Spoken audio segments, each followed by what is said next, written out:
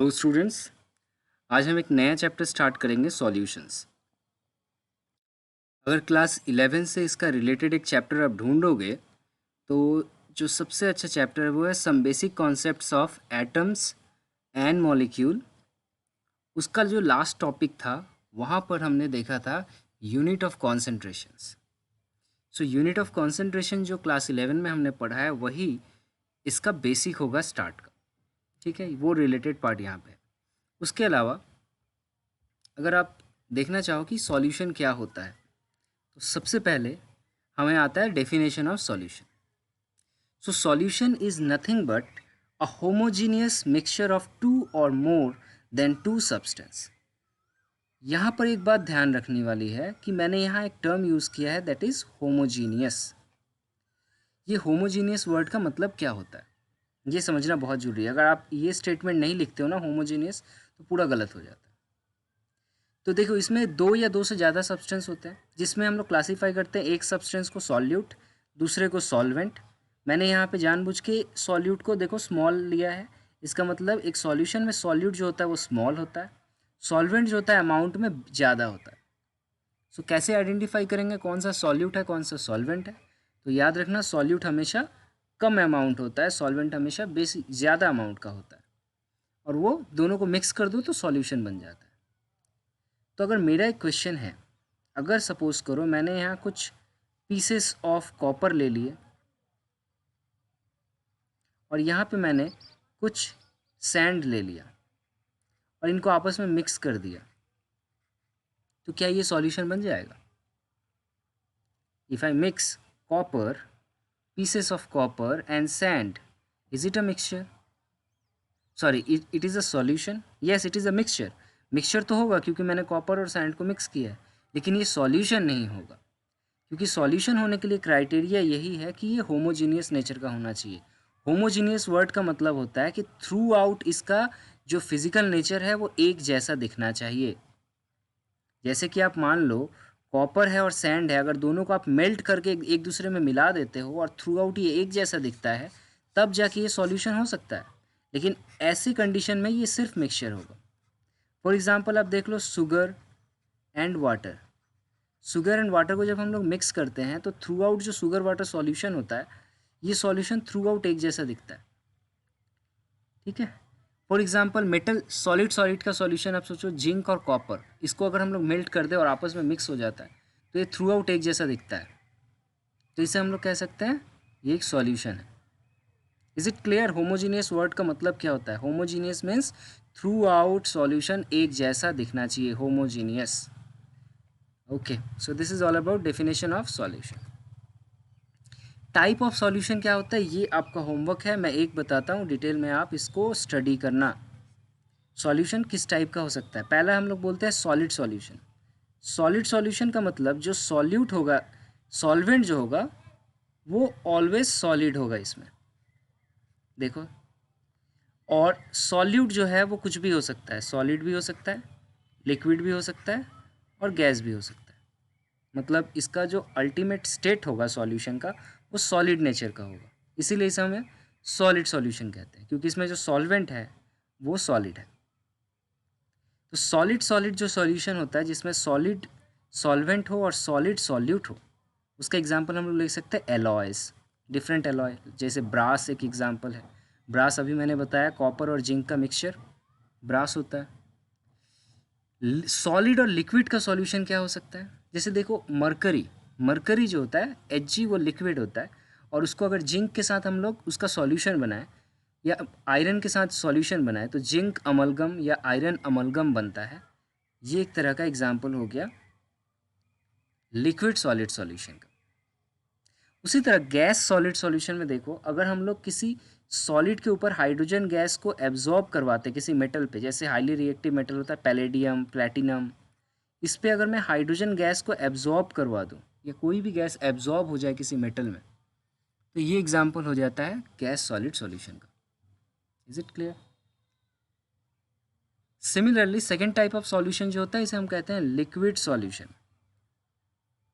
इसमें जो सॉल्वेंट होगा वो हमारा लिक्विड होगा और सॉल्यूट जो हो सकता है वो तीनों फेज पॉसिबल है, solid liquid and gas. Suppose कीजिए आप लिक्विड में आप सॉलिड को डिसॉल्व करवा रहे हो, तो सबको जानता है sugar and water solution. Liquid में आप लिक्विड डिसॉल्व करवा रहे हो, सबसे ज़्यादा हम लोग जानते हैं अल्कोहल को सपोज करो वाटर में आप मिक्स कर दिए, है ना, ये तो सबसे ज़्यादा फेमस होगा आप सबके बीच में।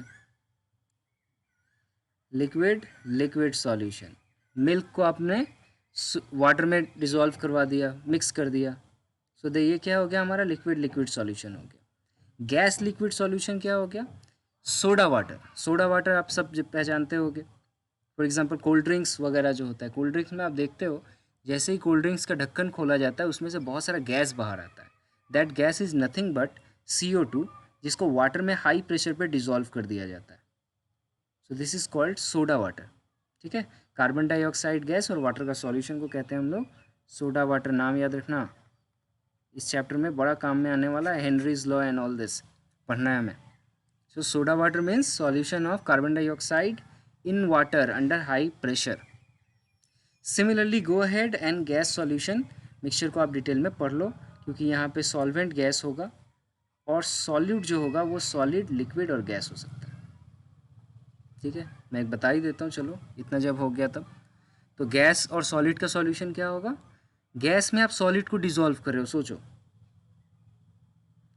तो इसमें क्या होता है, आप इसमें रियल लाइफ में इसका एग्जांपल सोचो कहाँ होता है, फॉग एंड मिस्ट जो वगैरह जो होता है उसमें क्या होता है, एयर के साथ सॉलिड पार्टिकल जो होता है वो मिक्स हो जाता है और थ्रू आउट होमोजीनियस दिखता है। ये एक एग्जांपल हो सकता है। गैस में लिक्विड का एग्जांपल हो सकता है वाटर मॉलिक्यूल जो है एयर के साथ सुबह के वक्त एक थ्रू आउट मिक्सचर बनाता है ना, जिसे हम लोग कोहरा कहते हैं, वो हो सकता है। और गैस का सॉल्यूशन तो हमें पता है, ऑक्सीजन हाइड्रोजन, ये बाकी सबका होमोजीनियस मिक्सचर होता है, उसे हम लोग कहते हैं गैस सॉल्यूशन। ओके, सो इसमें एक एक पोर्शन जो है, जो हमारा मेन यहाँ पे डीपली स्टडी हमें करना है वो बेसिकली ये होता है liquid liquid solution, solid liquid solution, and यहाँ पे some time gas and gas solution भी काफ़ी इंटरेस्टिंग हो जाता है, जिसे डिटेल में हमें पढ़ना पड़ेगा। सो ये आप लोग के लिए इन्फॉर्मेशन के लिए मैंने यहाँ पे कुछ बातें लिखी हुई हैं जो डिटेल में आप चाहो तो पढ़ सकते हो। वीडियो को पॉज करो, कुछ देर यहाँ पे इसको स्क्रीनशॉट लो और इसको डिटेल में पढ़ो, क्योंकि आपको अगर कॉम्पिटिटिव एग्ज़ाम देने वाले हो तो आपको सिर्फ बुक में जितना लिखा है उतना पढ़ने से नहीं होता, आपको थोड़ा एक्स्ट्रा डिटेल मैंने नॉलेज के लिए यहाँ पे बहुत सारी इंपॉर्टेंट पॉइंट्स यहाँ पे ऐड कर दिए हैं जो रियल लाइफ से रिलेटेड है। इसको डिटेल में पढ़िए, यहाँ से कुछ भी डाउट हो आप मुझे बोल सकते हो। ओके, सो जिसकी बात मैं कर रहा था, unit of concentration. Unit of concentration को एक्सप्लेन करने से पहले मैं आपसे पूछना चाहता हूँ कि व्हाट इज़ कॉन्सेंट्रेशन। कॉन्सेंट्रेशन से आप क्या समझते हो और कॉन्सेंट्रेशन को कैसे मापोगे। फॉर एग्ज़ाम्पल मैं यहाँ पे एक एग्ज़ाम्पल लेता हूँ। सपोज़ कीजिए आपके पास 2 ग्लास है, पहले में आपने 100 ग्राम वाटर लिया है, दूसरे में भी 100 ग्राम वाटर लिया, पहले में आपने 20 ग्राम शुगर ऐड किया, दूसरे वाले में आपने 50 ग्राम शुगर ऐड किया। और अगर मैं आपसे पूछूं कि which one is more concentrated, आपका आंसर ऑब्वियसली होगा कि ये सेकेंड वाला जो है, सपोज मैं इसे नाम दे रहा हूँ A and B, so B जो है वो ज़्यादा कॉन्सेंट्रेटेड है, B जो है वो ज़्यादा कॉन्सेंट्रेटेड है क्योंकि इसमें शुगर जो है ज़्यादा है, वाटर दोनों में बराबर है। मतलब आपने सॉल्वेंट का अमाउंट सेम पकड़ा है यहाँ पर, और सॉल्यूट जो है इसका अमाउंट चेक करके आप बता दे रहे हो कि हाँ कौन ज़्यादा कॉन्सेंट्रेटेड है कौन कम कॉन्सेंट्रेटेड है। सेकेंड एक एग्जांपल सोचो,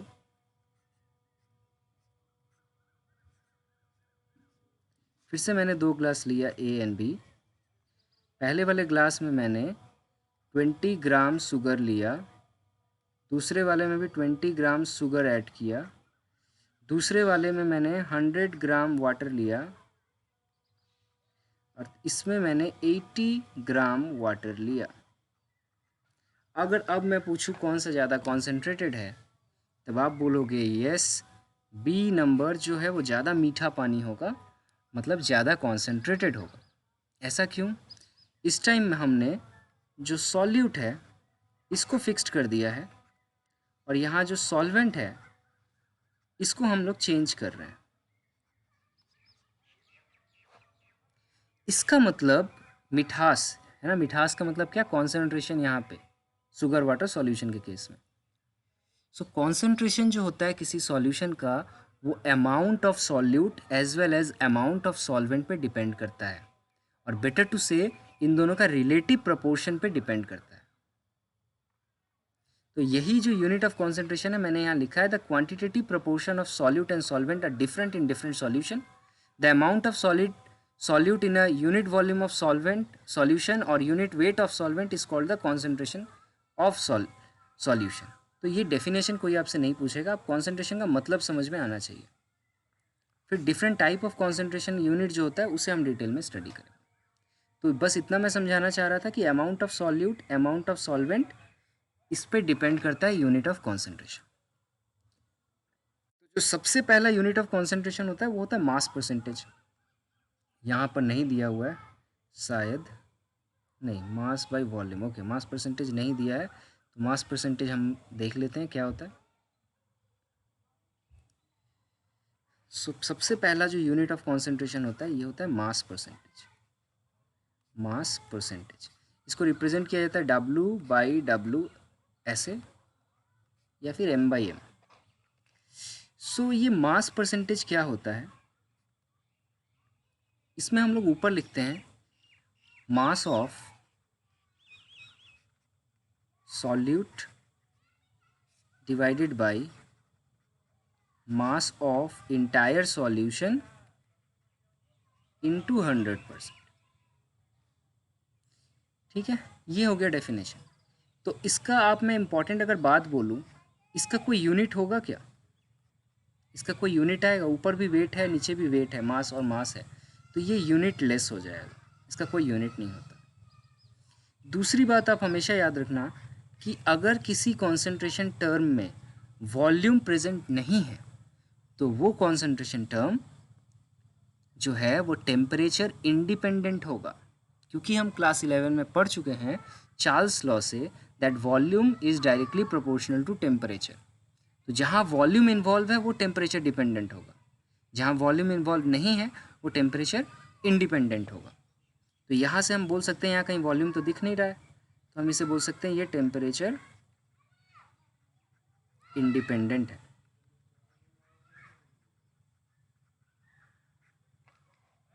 ठीक है, एक एग्जांपल लेना लोगे अगर, फॉर एग्जांपल शुगर अभी मैंने किया था 20 ग्राम ले लो, और वाटर ले लो 100 ग्राम। सो मास परसेंटेज इसका कितना होगा?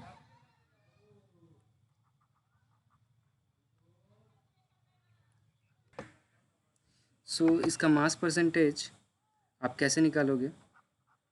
सिंपली है, ऊपर वेट है, सॉल्यूट यहाँ पे शुगर है, और मास ऑफ सॉल्यूशन हो जाएगा सॉल्यूट प्लस सॉल्वेंट इंटू 100%, जो भी आएगा उसको परसेंटेज में कन्वर्ट कर दोगे आप, हो गया। So it is 20/120%, sorry 00,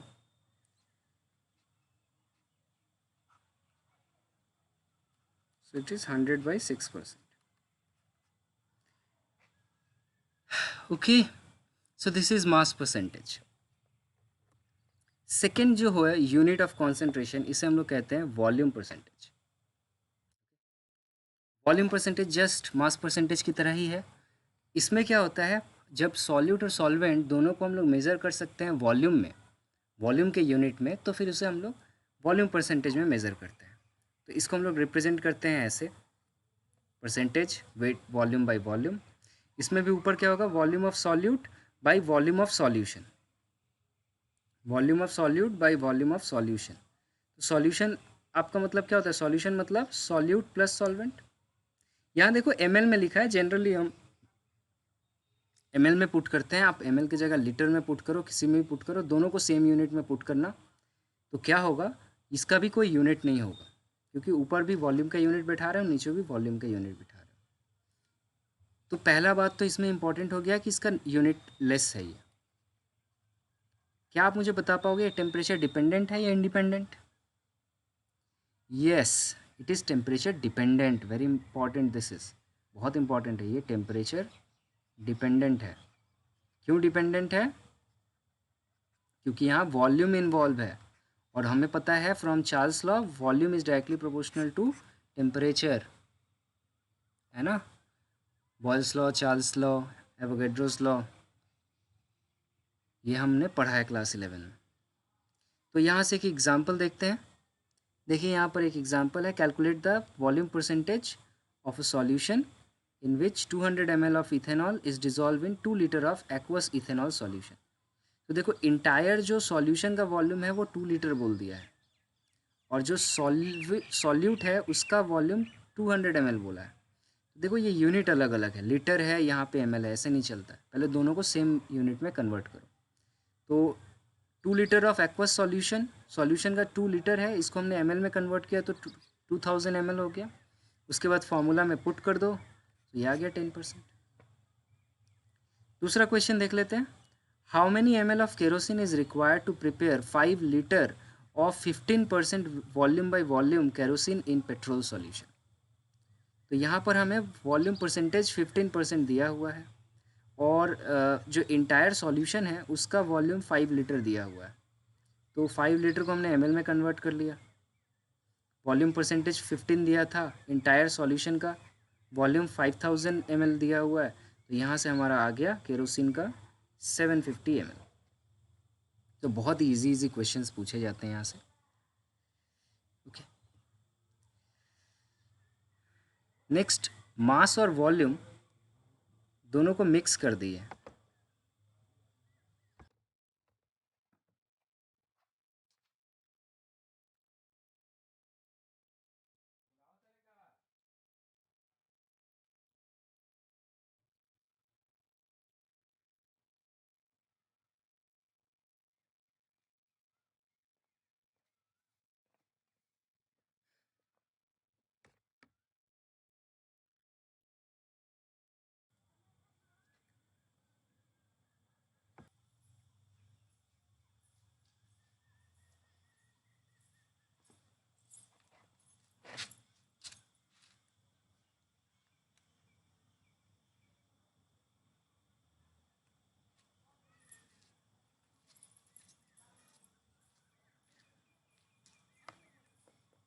Satti से बात हुआ था, इसमें मिस कॉल आया देख रहे हैं।